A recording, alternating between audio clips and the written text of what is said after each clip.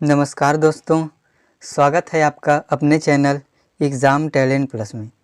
आज की वीडियो में हम बात करेंगे सरलीकरण के भाषा आधारित प्रश्नों पर। भाषा आधारित प्रश्नों में हम गुणा आधारित प्रश्नों पर चर्चा करेंगे। तो ये है आज का हमारा पहला प्रश्न। ऐसी कौन सी संख्या है जिसे 13 से गुणा करने पर उसमें 180 की वृद्धि हो जाती है? ठीक, तो मानते हैं हम वह संख्या x है। ठीक, तो x में हम 13 से गुणा करेंगे। ठीक, 1 से गुणा 13 करने पर इसमें कितने की वृद्धि हो जाती है? 180 की। तो बताइए वह संख्या क्या होती है? देखिए, इसमें वृद्धि x में हो रही है, इसलिए हम 180 में x जोड़ेंगे। ठीक, तो यह हो जाएगा 13x बराबर करेंगे इसे x प्लस 180। यदि हम 13 को इस पक्षांतर करेंगे x को, तो यह हो जाएगा 13x माइनस x बराबर में 180। 13 में से यदि हम 1x माइनस करेंगे तो हमारे पास बचेगा 12x बराबर 180। ठीक, देखिए अब ये दोनों संख्याएं जो है 3 से कटेगी, तो ये हो जाएगा 3 चौक 12, ये 3 छक्का 18 और 3 शून्य शून्य। अब देखिए 4 से यह फिर से कटेगा, ये 4 एकम 4 और ये 15 चौक 60, अर्थात x का मान हमें क्या प्राप्त हुआ? 15। अर्थात वह संख्या जो है 15 है जिसे 13 से गुणा करने पर इस संख्या में 180 की वृद्धि हो जाती है। इस प्रकार के प्रश्नों को आप ऑप्शन से भी हल करके देख सकते हैं। ठीक, चलिए आगे बढ़ते हैं अगले प्रश्न की ओर। अगला प्रश्न है, किसी धनात्मक पूर्णांक का वर्ग अपने 5 गुने से 14 अधिक है, तो वह पूर्णांक क्या होगा? देखिए प्रश्न में दिया है धनात्मक पूर्णांक, अर्थात पूर्णांक संख्याएं वे होती है जिसे हम माइनस अनंत से लेकर के माइनस प्लस अनंत तक की संख्याओं को हम पूर्णांक संख्या कहते हैं। तो इसमें धनात्मक पूर्णांक कहा गया है, तो मानते हैं हम वह धनात्मक पूर्णांक x है। तो यहाँ हम लिखेंगे x का वर्ग अपने 5 गुने से 14 अधिक है, अर्थात उस धनात्मक पूर्णांक के 5 गुने अर्थात 5x से 14 अधिक है, अर्थात प्लस 14।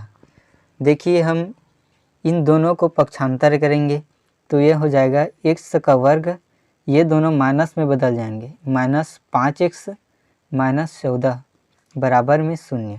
ठीक, अब ये देखिए समीकरण के रूप में आ चुका है। तो चलिए हम इन 5 को ऐसे दो भागों में तोड़ेंगे कि उसे जोड़ने या घटाने पर 5 प्राप्त हो तथा उन दोनों संख्याओं को गुणा करने पर 14 प्राप्त हो। तो इसे हम तोड़ते हैं x का वर्ग माइनस, इसे तोड़ते हैं हम 7x प्लस 2x माइनस 14 बराबर में 0।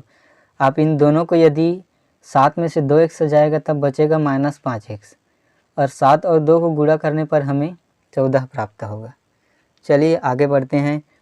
इन दोनों के बीच में देखिए कॉमन दिख रहा है x, तो हम x को कॉमन लेंगे तो अंदर में हमारे पास क्या बचेगा? x minus 7। इन दोनों के बीच में जो है कॉमन क्या दिख रहा है? प्लस 2, तो हम रखेंगे प्लस 2 को बाहर, अंदर में हमारे पास बचेगा x माइनस 7। इस 2 का गुणा करने पर सेम यही संख्या हमें प्राप्त हो जाएगी। चलिए अब बराबर में रखते हैं 0। देखिए x माइनस 7 यहाँ भी है, तो हम एक बार लिखेंगे x माइनस 7, फिर से देखिए ये x प्लस 2 हो जाएगा, x प्लस 2। इन दोनों को हल करने पर हमें ये संख्या जो है प्राप्त होगी। तो यहाँ से हम एक बार रखते हैं, इनके बराबर में 0 है, तो x माइनस 7 बराबर 0, एक बार x प्लस 2 बराबर में 0। तो इसमें से हम x का मान निकालेंगे तो x बराबर 7 हो जाएगा, इससे x के बराबर माइनस 2 हो जाएगा। लेकिन हमें देखिए यहाँ पर x का 2 मान प्राप्त हुआ है और प्रश्न में पूछा है कि धनात्मक पूर्णांक पूछा है, तो इसमें x का धनात्मक मान कौन सा है? तो 7 वाला, इसलिए हमारा आंसर हो जाएगा ऑप्शन बी अर्थात 7। चलिए आगे बढ़ते हैं अगले प्रश्न की ओर। अगला प्रश्न दिया है, किसी पूर्णांक का 15 गुना उस पूर्णांक के वर्ग से 16 कम है, तो बताइए वह पूर्णांक क्या होगा?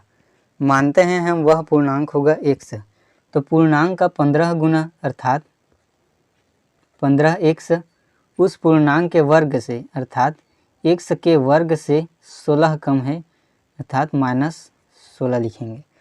अब देखिए हम इस 15x को पक्षांतर करेंगे तो यहाँ बचेगा 0 बराबर में x का वर्ग -16, और यह जो है 15 इधर आकर के माइनस में बदल जाएगा तो -15x। चलिए अब हम इसे क्रम से रख लेते हैं। तो यहाँ लिखेंगे 0 बराबर x का वर्ग -15x फिर -16। इसमें हम -15 को ऐसे दो भागों में तोड़ेंगे जिन दोनों संख्याओं को जोड़ने या घटाने पर हमें 15 प्राप्त हो तथा गुणा करने पर 16 प्राप्त हो। तो चलिए हम इसे ऐसे दो भागों में तोड़ते हैं। ये हो जाएगा x का वर्ग माइनस यह हो जाएगा 16x प्लस x -16। इन दोनों को यदि आप गुणा करेंगे तो 16 प्राप्त होगा और माइनस करेंगे तो -15 प्राप्त होगा। ठीक, बराबर में हमारा 0 है। चलिए अब हम इन दोनों में से कॉमन ले लेते हैं तो 0 के बराबर हो जाएगा। यहाँ से देखिए x इसमें भी है, x इसमें भी है, तो x कॉमन आ जाएगा। अंदर में बचेगा यहाँ से 2x है तो ये 1x बचेगा और -16। यहाँ पर देखिए इन दोनों में कुछ भी नहीं है कॉमन, तो यहाँ हम +1 कॉमन लेंगे तो अंदर में बचेगा x -16। ठीक, अब देखिए x -16 इसमें भी है और इसमें भी है, तो x -16 और ये x और ये +1। ठीक, चलिए अब हम एक बार x का मान रखते हैं। x -16 बराबर 0 और x +1 बराबर में 0। तो यहाँ से x का मान आ जाएगा, इधर पक्षांतर होकर के प्लस में बदल जाएगा तो 16 आएगा। यहाँ से पक्षांतर होकर के ये माइनस में बदल जाएगा तो -1। तो हमारा आंसर अब हम चेक करते हैं। किसी पूर्णांक का 15 गुना उस पूर्णांक के वर्ग से 16 कम है तो वह पूर्णांक क्या होगा। तो देखते हैं हम वह चेक करके। इसका 16 गुना करेंगे।